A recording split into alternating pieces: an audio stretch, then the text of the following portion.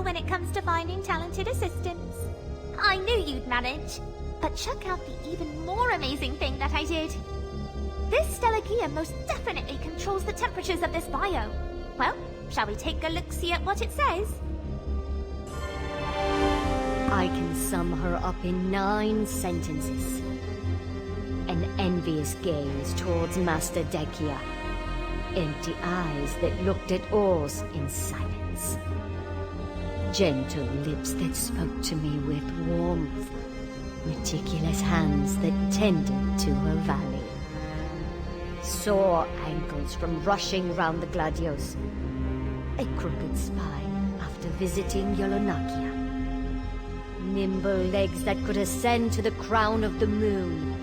Hair that bore the top fragrance of the sands. And only when she was talking to Vaha. A voice that wouldn't stop trembling so. She who brought a ray of light to these dark depths. I wish to know all there is to know about her. I really, truly do. Phew! And I thought only Vaha wrote such cryptic verses. What was going on in the heads of those architects? He said he wished to know everything about her. So maybe we just have to unravel all of them?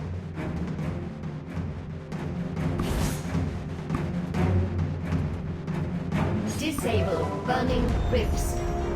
Disable rift generating signal detector. Transmitting following commands. Proceeding with commands. Commands now complete. I knew it! And they thought they could best us. The conquerors of the merciless Valmorkia biome! Assistant! It seems I've uncovered another record! I can't wait to read it, my heart's pounding! He made us train separately in these biomes of extreme cold and heat, of extreme humidity and aridity. It told us that a combined force was necessary to defend against threats in times of crisis and rebellion. Or so he said. Why did the Master also fail to mention the Gladios in his self-proclaimed decrees, held year after year without fail? And every year, the same outcome. Urukios, that worthless weapon of Vaha's, being crowned the victor. It may be the strongest among us right now, but are we really to pin all our hopes on it alone? See? He mentions Vaha again! Why did Sika hate Vaha so? In the end, Vaha is bound to fail, for he is a perfectionist to a fault. His brains may have earned him victory in the controlled environment of the Gladios. But in the coming war against the invaders, I'm certain events won't go according to his plan. The key to victory lies within the environment. Our weapons may rust at our father's age, but even the dark invaders will be unable to withstand an environment that is indescribably harsh. Baron. Aha! So is that why the biome keeps switching from hot to cold? It seems Sika really loathed Vaha with all his heart. I think we've seen enough here. Let's move on to the next location. Assistant! To the caves!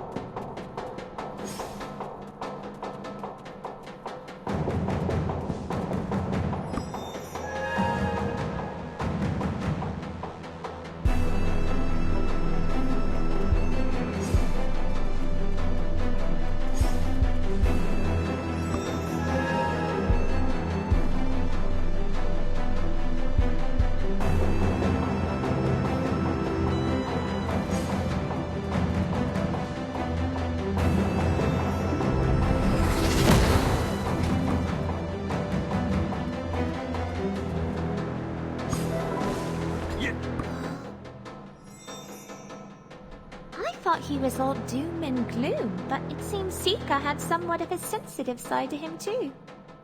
Oh, I'm getting way off track. Ugh, need to stay focused. Even still, I wonder what inspired him to design a cave like this.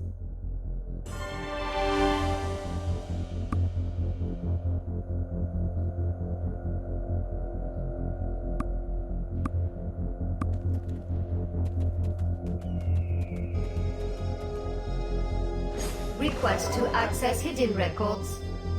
Confirming access permissions. Activating the exchange. Commencing deciphering of blueprint.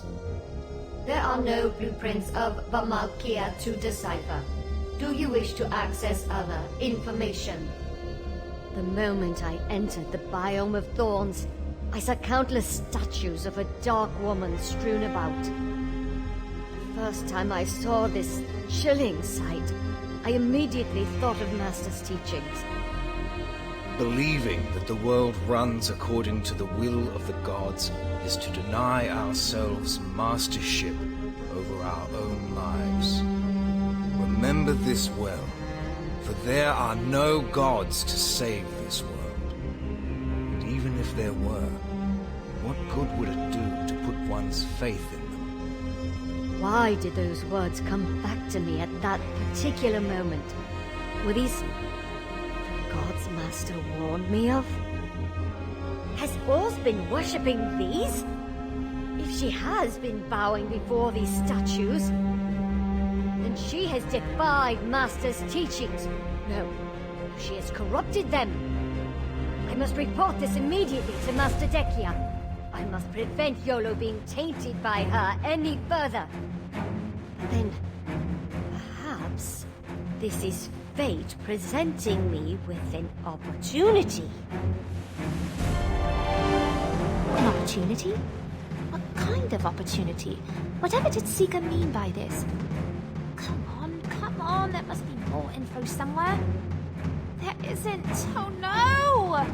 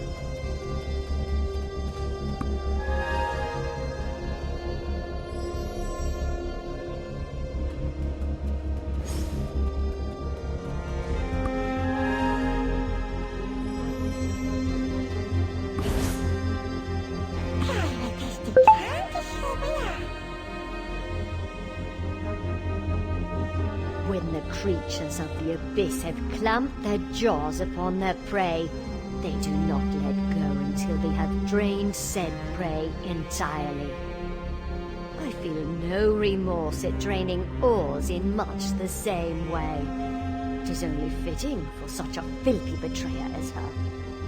To cling so despicably to Vaha, availing herself of his many-weaponed blueprints. Also she could use them to build a legion for the goddess of darkness. She cares not for the master, nor any of us. Poor, poor oars. Pitiful, pathetic, poor oars. And to think she told Vaha in person how she betrayed us. I'm going to make her tremble like an aspen leaf. It is only a matter of time until I claim Vaha's blueprints as my own. The same blueprints the Master heaps so much praise upon. Soon I will emerge from the Gladius victorious. And so it is written. But why wasn't this in the Sycrakea from before? Those blueprints of Vaha's that we were able to decipher, they're totally different to this record. Why?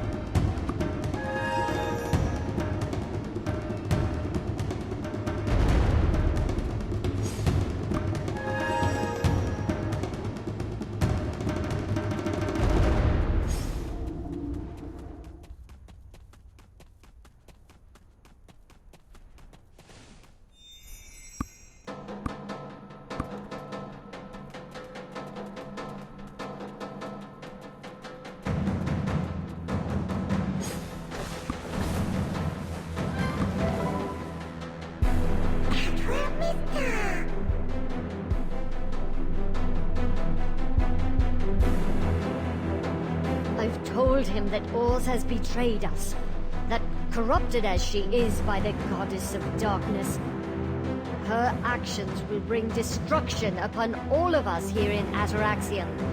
Yet, why does Vaha remain lackluster? Have they talked secretly with one another already? No, it can't be. Would have spotted it easily. Since then, Oz hasn't taken a single step outside of a thornwood forest. They've completely ignored my threats, which means Vaha too has accepted this truth.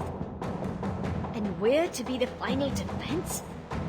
How can Atoraxxion ever hope to defend against the Dark Invaders?